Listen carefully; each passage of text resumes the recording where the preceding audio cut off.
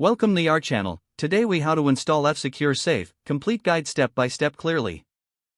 Download the F-Secure Safe installer from the official F-Secure website. Locate the downloaded file in your computer's Downloads folder.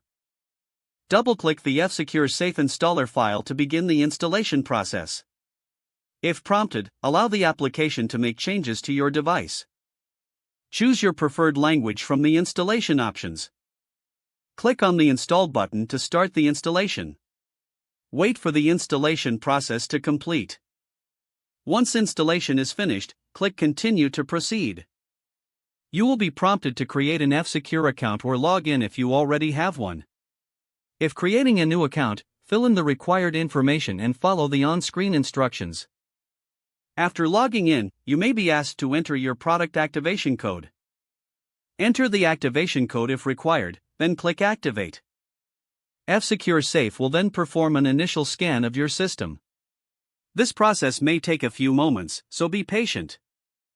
Once the scan is complete, you will receive a summary of the results. Review the summary and take any recommended actions. F-Secure Safe will now be running on your device, providing real-time protection. You can adjust settings by opening the F-Secure Safe application from your desktop or taskbar. Explore the different features available to customize your security experience. Regularly check for updates to ensure you have the latest protection. If the page does not load, refresh the browser or try again in a private or incognito window. Make sure you are using the correct email address, then retype it carefully to avoid small typos.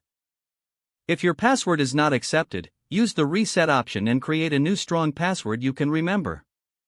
Check your spam folder for verification or security emails, then complete any requested confirmation steps.